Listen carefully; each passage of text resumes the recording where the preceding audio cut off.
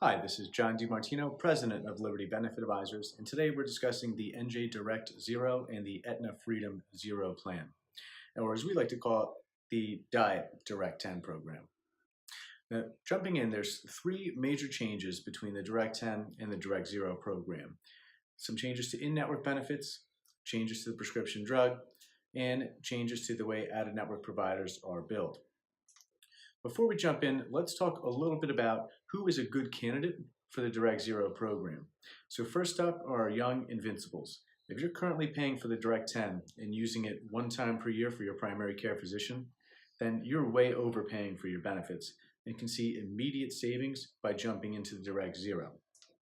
Second up are people who typically only use in-network care. And the reason for that is the in-network benefits for the Direct Zero are actually in many ways richer than the benefits in the Direct 10. So as long as you stick with in-network care, the Direct Zero is a fantastic program for you. And third, anybody who's just cost conscious in general. You're going to see the Direct Zero cost about 14% less than the Direct 10. And because of that, it's a great way to reduce your contributions by about 14%. However, the Direct Zero isn't right for everybody. So some of you seek a lot of out-of-network care. And if that happens to be the case, this plan is probably not right for you, particularly if you use acupuncture, chiropractic, and physical therapy more than the average person. You may end up on the hook for more money than what your plan benefits would allow. And we'll get into detail about that. And the second person this probably isn't a great idea for is somebody who has a lot of prescription drugs that aren't on the new formulary. In the event that you need a prescription drug that is a non-preferred brand name drug, you will be paying more for that drug in the Direct Zero program, so it would behoove you to stick with the Direct 10. Now, moving on, let's talk about the medical benefits. So first up is deductible, coinsurance, and coinsurance maximum. So you see, these are an exact match of the Direct 10 benefits. Next up is primary care, specialist care, urgent care, and prenatal and postnatal care. You'll see that the Direct Zero actually has richer benefits for primary care and specialist care at a $0 copay. Same for prenatal and postnatal care. You're going to see the urgent care copay remains the same at $10. Next up, you'll see the things that people are really worried about. What happens when I have a surgery, inpatient or outpatient? If I'm admitted to the hospital, if I need a lab or an x-ray or some sort of CT scan, how much will I be paying? And the great thing is that the Direct Zero program mirrors the Direct 10 program. So all of those copays, deductibles are all waived. They're all covered at 100%, which is a fantastic benefit. Next is the maximum out of pocket, and again, that's an exact match of the Direct 10. So as long as you stick with in-network care, for a single person, you're not going to spend more than $400, and for a family, you're not going to spend more than $1,000. And finally, where there's improvement, you'll see that the emergency room copay is increased from $25 to $50.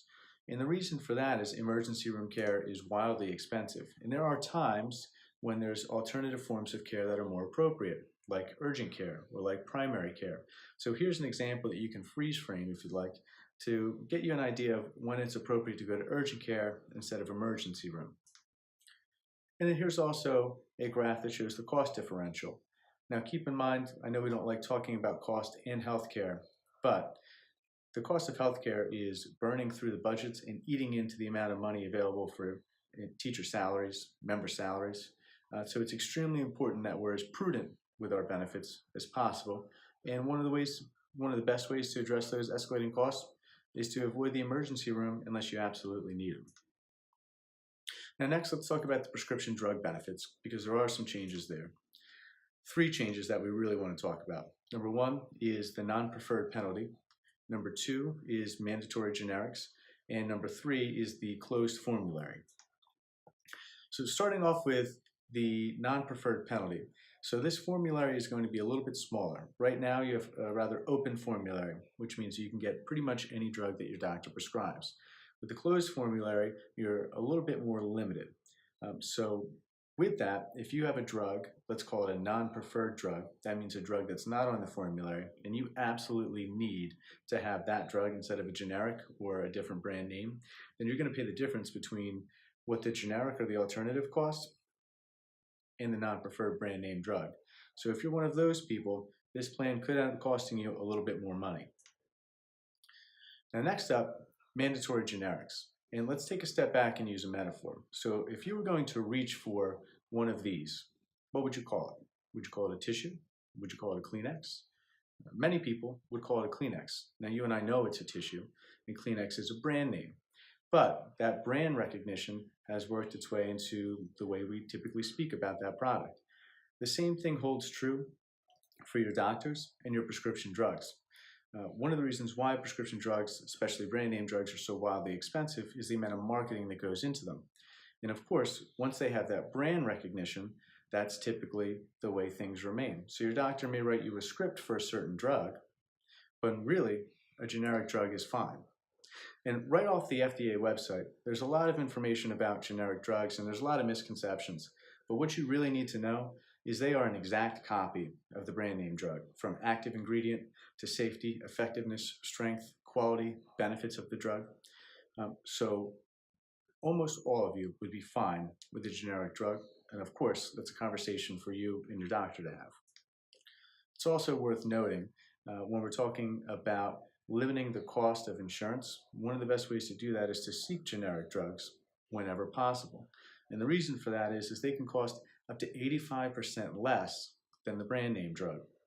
Better for you, better for the health plan. Now let's talk about the closed formulary for just a minute.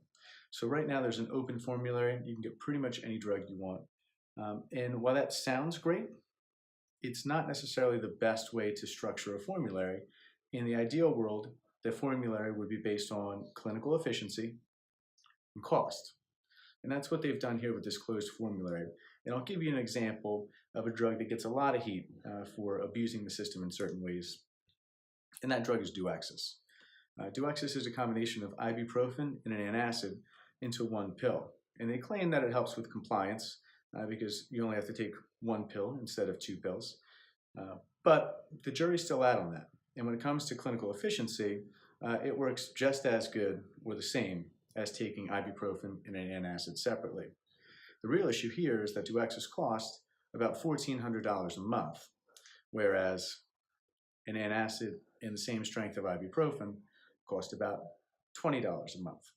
So the closed formulary prevents this type of egregious practice from taking place and from eating away at your healthcare dollars. Now, the last thing we want to talk about is the medical benefits and the out-of-network billing. So right now, if you go out-of-network, there's no contract with any of these doctors. In the Direct 10 program, they pay these doctors a certain amount of money, and for the most part, they accept it as payment in full. Some may say that the Direct 10 pays them too much, some not enough, but in this new plan, we're going to be paying them differently. So right now, the Direct 10 uses a Fair Health or Medicare benchmark to determine how much an out-of-network provider is going to be paid. And that benchmark is just about 325% of what Medicare would pay, so about 3 times what Medicare would pay. In this new program, we're looking at switching that to about 200% of what Medicare would pay.